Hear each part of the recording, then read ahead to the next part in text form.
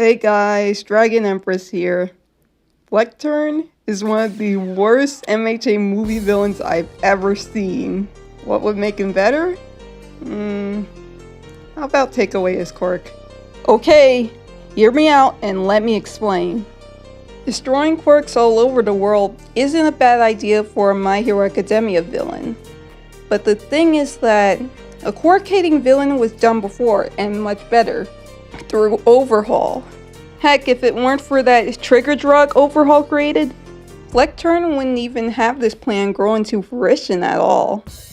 In fact, he would have been screwed big time since his quirk is Reflect. He basically reflects everything he touches. And he wanted to get rid of quirks because of that quirk specifically affecting him, and he was selfish and didn't think of other people when it came to quirks, nor did he think of devices that actually stop him from reflecting stuff.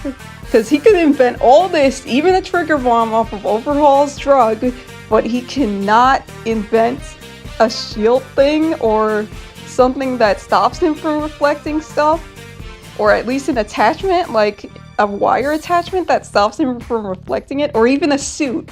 A suit would do, but no, he's got to wear a tampon and say that, oh, woe is me. If I can't have quirks, no one can. Quirk singularity will do us all. Oh! I think it would have worked better if he didn't have a quirk, because let's be honest, we never had a single MHA villain who did not have a quirk. Name one. Name one villain in this anime or the movie that did not have a quirk. Could only name a hero? Okay, that's what I thought. It'd be interesting if he told All For One to take away his quirk, and then he would become League of Villains, aka the Paranormal Liberation Front. And it'd be so interesting. He teamed up with Curious. And yeah, she should have been kept alive. She was the most interesting villain. But no, had to kill her off with falling damage, which I don't know why Overhaul didn't die from falling damage. I know I keep going back to Overhaul, but I swear he's like the inspiration for most of these villains. And he's pretty darn creative. But still, I just wish that he had at least a little more time to develop, because throughout this whole new movie, we only see Rowdy's development. We never see anyone else's except maybe Deku, but even then, when Flect Turn framed Deku for murder, that was never brought up again. We never found out exactly how he framed Deku for murder, or how he committed it or something like that. We just know that he was framed for murder, and then they never covered that plot point again. And that's what makes him such a bland villain. He's not even a threat to them. Only the bombs are a threat to them. He was just the center of that cult, the Human Rise cult that created the bombs. And again, if it weren't for Overhaul creating the bullets, they wouldn't have trigger bombs. So yeah, I think in this new plot point, All For One should take away his quirk. Then they set a deal. If he could destroy all quirks with All For One, then All For One could defeat Deku once and for all. But of course this ends up backfiring since Rowdy and Deku saved the day. But in a more creative sense. I'm not talking about One Punch Deku where he just screams and punches the villain in the face. I'm talking about Deku and Rowdy working together, both using their quirks in a smart way, and not directly attacking the villain, but strategizing to defeat the villain psychologically. Because let's be honest, if I was a man who couldn't touch anything, and then for the first time could touch everything, I would literally go around feeling stuff and acting so emotionally attached to everything.